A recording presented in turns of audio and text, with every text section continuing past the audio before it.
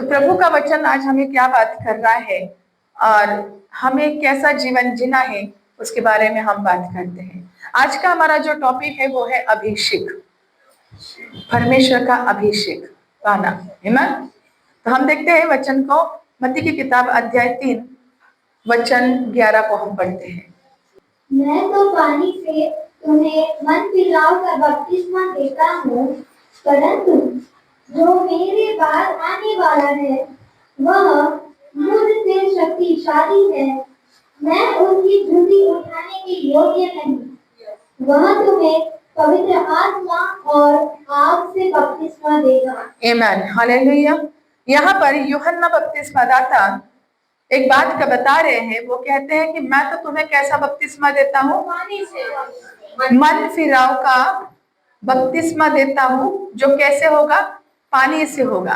ठीक है, कि तुम पानी से बपतिस्मा लेकर ये ऐलान करते हो कि आज से हम यीशु मसीह के लोग हैं, मैं यीशु का हूँ, मैं यीशु की हूँ, आज से मैं चर्च जाऊंगा, बाइबल पढ़ूंगा, प्रार्थना करूंगा। इस तरह से आप पानी का बपतिस्मा जब लेते हैं तो आप एक तरह का ऐलान करते हैं। Praise the Lord.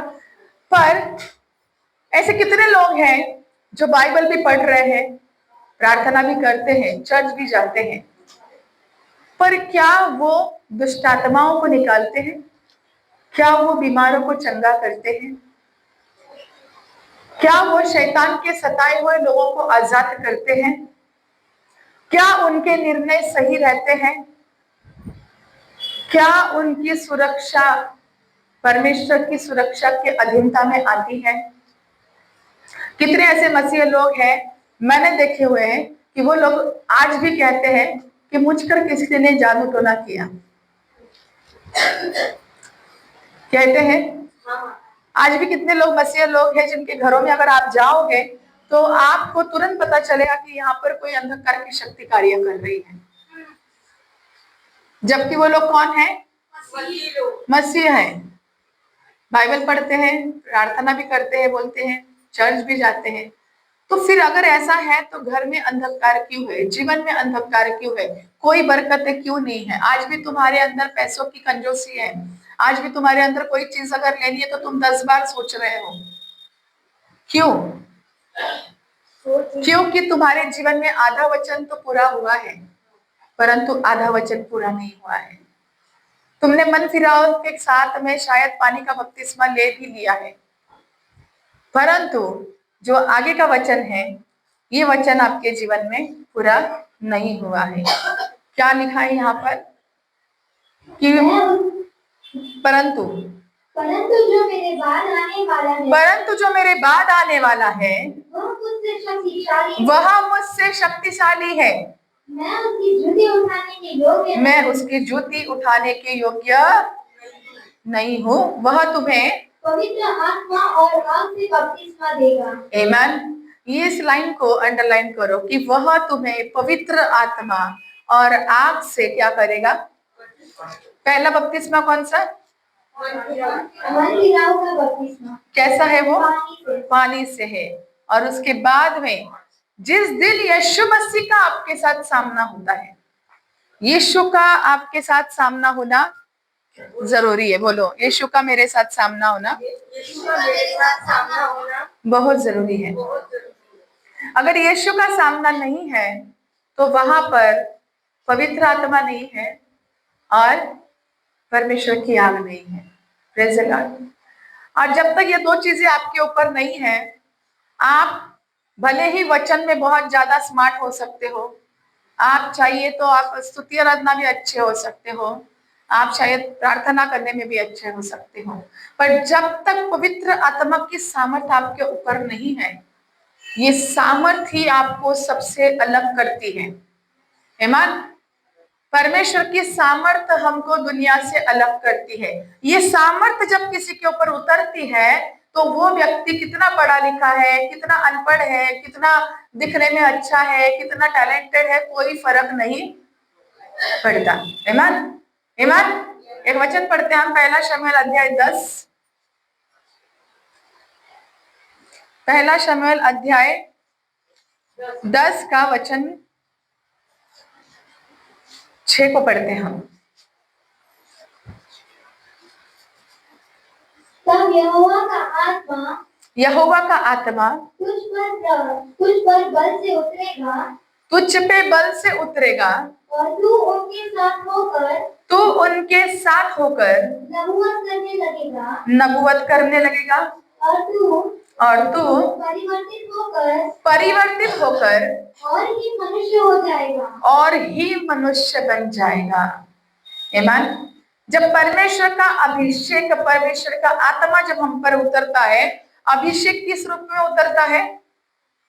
आत्मा के रूप में, पवित्र आत्मा के रूप में। बहुत लोगों को लगता है कि पवित्र आत्मा ने मुझे छुआ मतलब चिल्लाने का, इधर उधर भागने का, है ना, या मेरे को एकदम कैसा तो होने लगा। पवित्र आत्मा का आना बस ये चिन्ह नहीं है। पवित्र आत्मा का मतलब क्या है? जिस व्यक्ति के ऊपर पवित्र आत्मा आता है वो बदल कर एक ऐसा मनुष्य बनता है जो नबुवत करने लगता है। क्या लिखा आपके बाइबल में? यही लिखा है, यही लिखा है। पवित्र आत्मा जिस व्यक्ति के ऊपर आता है, या पवित्र आत्मा का और आग का बपतिस्मा जिसका होता है, वो व्यक्ति नबुवत करने लगता है और परिवर्तित होकर एक अलग मनुष्य बन जाता है। आमीन। जिस व्यक्ति के ऊपर परमेश्वर का अभिषेक आया है वो व्यक्ति को ये दुनिया अच्छी नहीं लगती है। इस दुनिया की कोई भी चीजें उसको अच्छी नहीं लगती है। उसका अचानक से मन परिवर्तन हो जाता है। उसको किसी के साथ बात करना भी, किसी लोगों के बीच में खड़ा रहना भी उसको अच्छा नहीं लगता है। और लोग उसको बोलते हैं कि तेरे को क्या हो गया, पहले तो तू ऐसा नहीं था, पहले तो तू ऐसी नहीं थी। उस व्यक्ति का रहन सहन बदल जाता है। समझ में आया? उस व्यक्ति का रहन सहन बदल जाता है। वो बहुत ही परमेश्वर को पसंद करने वाला जीवन अचानक से जीना शुरू हो जाता है। जिस पर पवित्र आत्मा का आग और उसका पवित्र पवित्र पवित्र, क्योंकि बाइबल कहती है कि स्वर्ग में जो स्वर्गदूत है वो परमेश्वर की ऐसी स्तुति करते हैं। वो क्या कहते हैं? पवित्र पवित्र पवित्र, बस इतने वो कहते रहते हैं। और यही पवित्र आत्मा का जब सामर्थ्य किसी मनुष्य के ऊपर आता है तो वो व्यक्ति पहले जैसा नहीं होता है। अब अभिषेक हमको क्यों चाहिए? बिना अभिषेक का, तो सबसे पहले याद रखो, बिना अभिषेक का मसीह जीवन नहीं है। इस दुनिया में हम देखते हैं कि बिना डिग्री का कोई किसी को डॉक्टर बोल सकता है, बिना डिग्री का कोई किसी को इंजीनियर बोल सकता है। पवित्र आत्मा एक मसीह व्यक्ति की डिग्री है। समझ में आया? पवित्र आत्मा क्या है? मसीह व्यक्ति की डिग्री है। इस डिग्री के बिना आपको कोई मसीहा नहीं कहलाएगा। Praise the Lord. तो ये जो पवित्र आत्मा और उसकी आग जब हम पर उतरती है, और ये उतरना इसलिए जरूरी है क्योंकि परमेश्वर के लोगों को आत्मिक शक्ति की जरूरत है, आत्मिक बुद्धि की जरूरत है, आत्मिक ज्ञान की जरूरत है, आत्मिक सुरक्षा की जरूरत है और आत्मिक मार्गदर्शन की जरूरत है। जिसके लिए हम क्या होते हैं? हमेशा दूसरों के ऊपर डिपेंड रहते हैं, दुनिया के ऊपर डिपेंड रहते हैं। और आपको बहुत बार ऐसा लगता है कि ये निर्णय लेना चाहिए या ये, होता है कि नहीं होता है? कंफ्यूज होते हैं कि नहीं हम?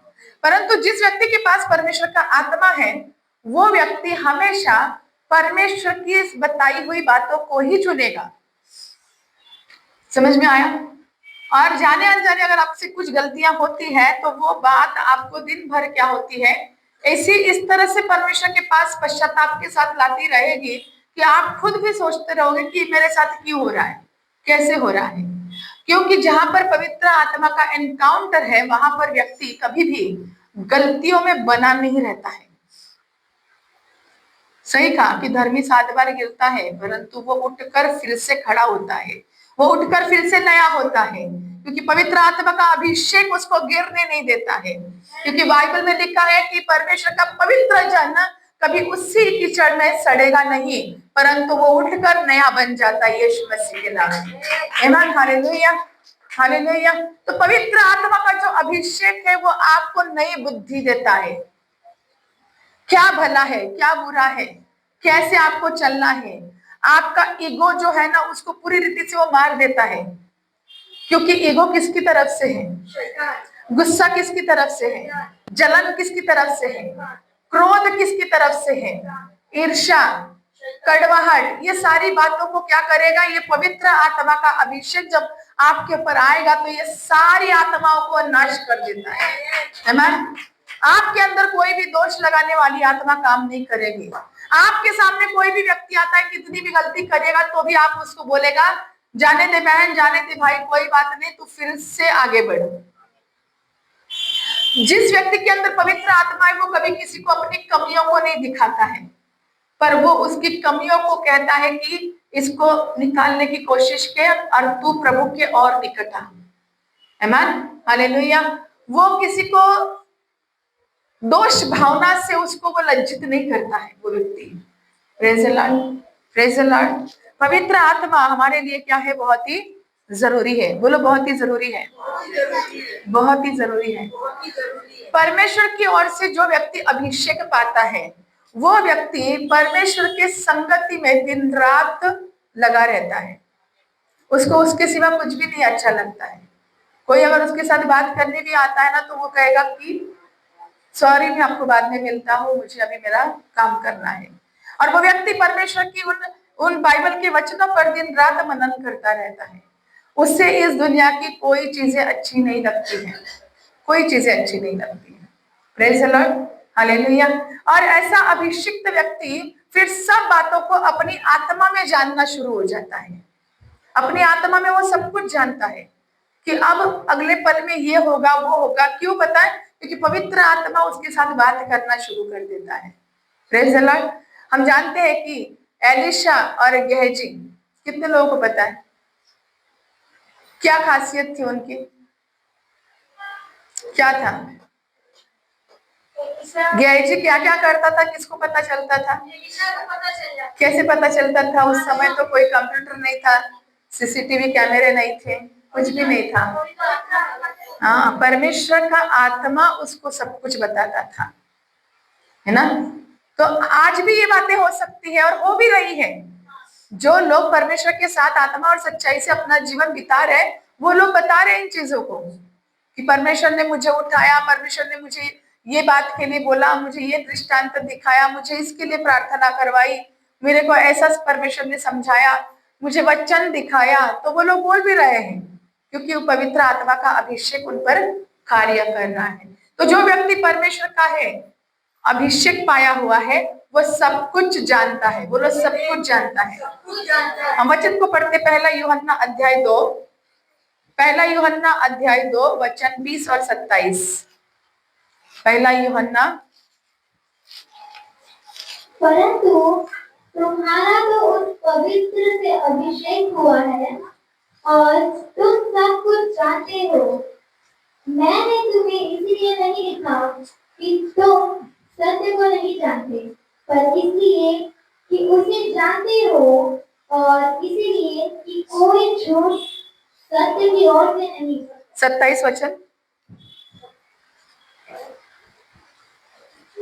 उसी में 27। तुम्हारा वह अभिषेक जो उसकी ओर से किया गया तुम में बना रहता है और तुम्हें इसका प्रयोजन नहीं कि कोई तुम्हें सिखाए, वरन जैसा वह अभिषेक जो उसकी ओर से किया गया तुम्हें सब बातें सिखाता है और यह सच्चा है और झूठा नहीं। और जैसा उसने तुम्हें सिखाया है वैसे ही तुम उसमें बने रहते हो। आमीन, हालेलुया। अब जो हमने यहाँ पर वचन पढ़े दोनों भी कि तुम्हारा तो उस पवित्र से मतलब किससे? परमेश्वर, प्रभु यीशु से। किससे? हाँ, प्रभु यीशु से अभिषेक हुआ। क्योंकि अभिषेक करने वाला कौन है? प्रभु यीशु। हाँ, कहाँ पर लिखा था? बाइबल में तो लिखा है, हमको भी पता है, पर किधर लिखा? मैंने पूछा। बाइबल के बाहर का कुछ भी नहीं है यहाँ पर, बाइबल के अंदर ही हमने पढ़ा अभी। मत्ती अध्याय 3 का 11 क्या लिखा वहां पर कि जो मेरे बाद आएगा, यूहन्ना बपतिस्मा दाता के बाद में कौन आने वाला था? प्रभु यीशु मसीह। आमीन। और वही अभिषेक करने वाले थे। हालेलुया। और इसीलिए यहाँ पर लिखा है तो तुम्हारा तो उस पवित्र से उस पवित्र से मतलब यहाँ पर यीशु का नाम आपकी बाइबल में लिख के रखो, प्रेज द लॉर्ड। और उस पवित्र से तुम्हारा क्या होगा, अभिषेक होगा, और तुम सब कुछ जानते हो। उस अभिषेक के कारण हम सब कुछ जानेंगे, सब कुछ पता होगा, प्रेज द लॉर्ड। वचन 27, परंतु तुम्हारा वह अभिषेक जो उसकी ओर से मतलब यीशु की ओर से किया गया तुम में बना रहता है। बोलो, एक बार अभिषेक होता है तो वो बना रहता है, उसको कोई छीन नहीं सकता। ईमान। पर आगे हम इसका और एक बात जानने वाले हैं, और तुम्हें इसका प्रयोजन नहीं कि कोई तुम्हें सिखाए, वरन जैसे वह अभिषेक जो उसकी ओर से किया गया है तुम्हें सब बातें सिखाता है। अभिषेक क्या करता है? कौन सी बातें? किसकी बातें? यीशु मसीह की, परमेश्वर की, यीशु मसीह की, बाइबल की, वचन की सारी बातें हमें कौन सिखाता है? कौन सिखाता है? पवित्र आत्मा के द्वारा किया गया अभिषेक। ये अभिषेक जिस व्यक्ति के ऊपर आएगा वो उसको परमेश्वर की सारी बातें सिखाना शुरू करेगा। समझ में आया? समझ में आ रहा है कि नहीं आ रहा है?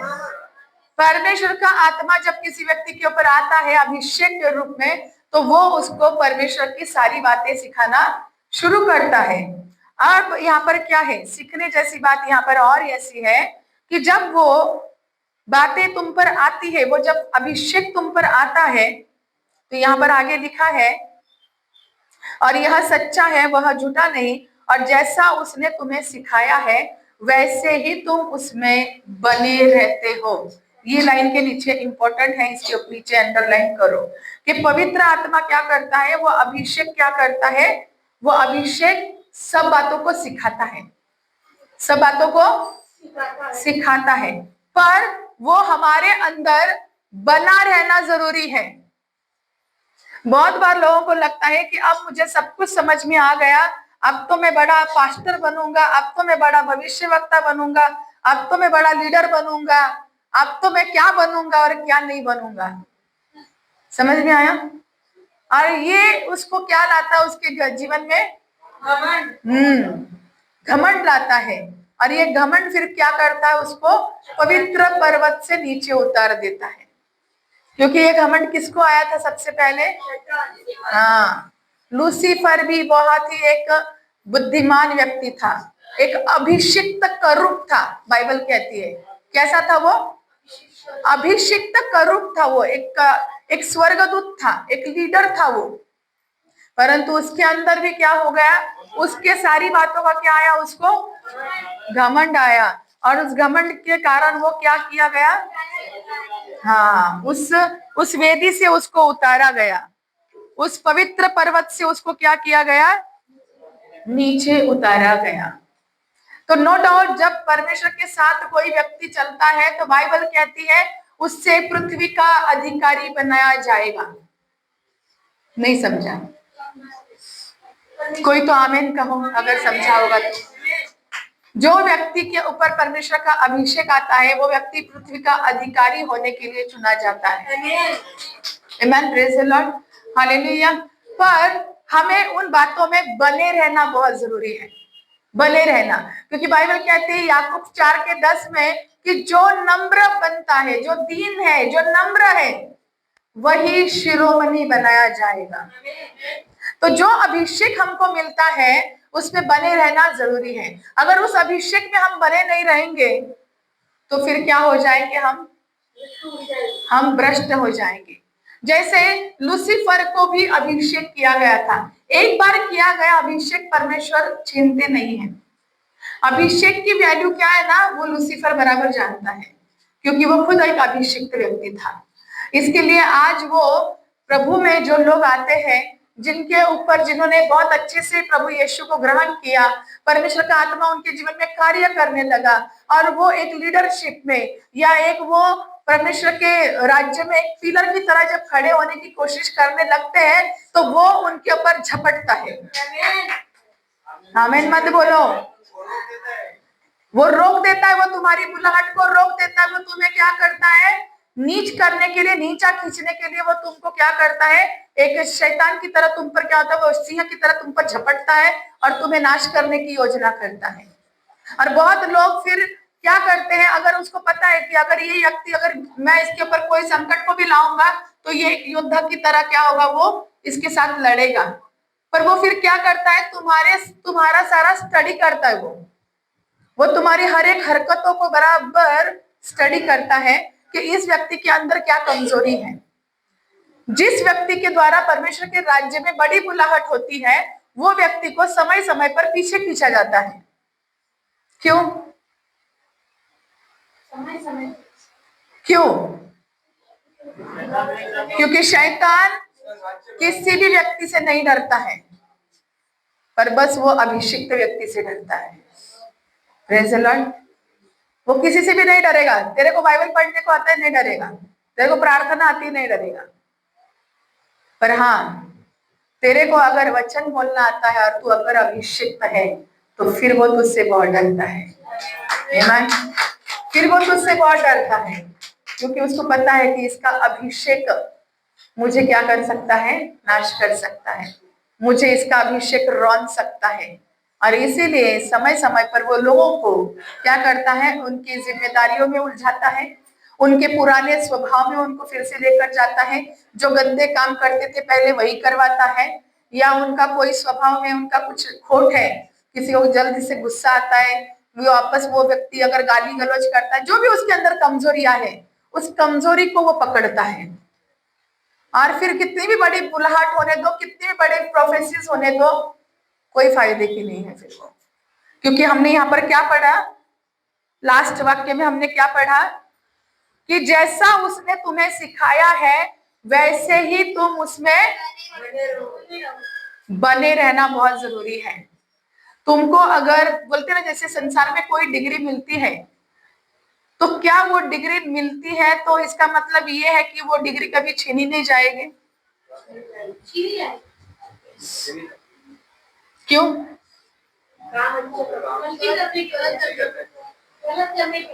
गलत करने के कारण उस इंसान का लाइसेंस कैंसिल किया जाएगा। ऐसा ही परमेश्वर में जब हम चलते हैं, अगर आपको अभिषेक मिला, अगर आप बहुत कुछ कामों को करना अगर आपने शुरू किया, पर कहीं ना कहीं अगर आपने कुछ गलतियां की तो वो आपको क्या करता है, वो पीछे खींच सकता है। क्योंकि आप, इसीलिए यीशु मसीह ने बार बार कहा, और बाइबल पौलुस के वचनों में बार बार कहती है कि अपना पुराना मनुष्यत्व जो है उसको निकाल के फेंको। तुम्हारा पुराना स्वभाव जब तक तुम निकाल के नहीं फेंकोगे, तुम प्रभु में कितना 10 साल, 15 साल, 20 साल, 50 साल भी आओ, कुछ नहीं मिलने वाला। इसलिए प्रतिदिन अगर मांगना है प्रभु से तो क्या मांगना है? पवित्र आत्मा और परमेश्वर की बुद्धि को मांगना बहुत जरूरी है। Praise the Lord. क्यों? ये पवित्र आत्मा और ये अभिषेक हम पर क्या करता है? हम पढ़ते यशायाह की किताब अध्याय 10 का 27, यशायाह की किताब 10 का 27। जितने लोग बोर हो चुके बोलो हालेलुया।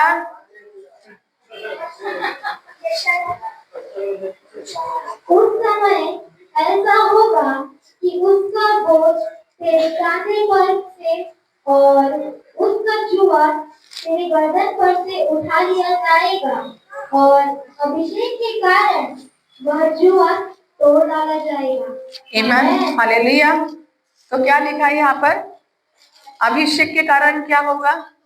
वो जुआ तोड़ डाला जाएगा। हाँ, वो जुआ तेरी गर्दन पर से उठा लिया जाएगा और अभिषेक के कारण वह जुआ तोड़ डाला जाएगा। Praise the Lord.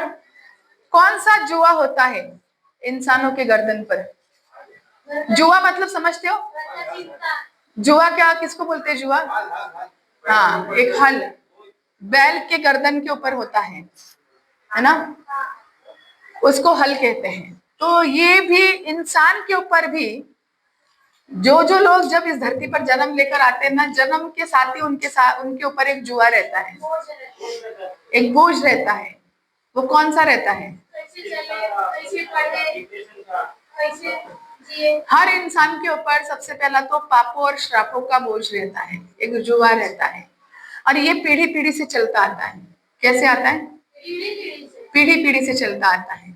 और जब तुम इस बोझ पे जब बने रहते हो तो तुम हमेशा पाप का जीवन जीते हो, और पाप का जीवन जीने के कारण या पाप का स्वभाव होने के कारण तुम बरकतों में कभी नहीं चलते हो। तुम हमेशा कमी, घटी, लड़ाई झगड़े, वाद विवाद, तंत्र मंत्र, जादू टोना, इस जुए के नीचे फंसे रहते हो, इस बोझ के नीचे क्या रहते हैं? फंसे रहते हैं।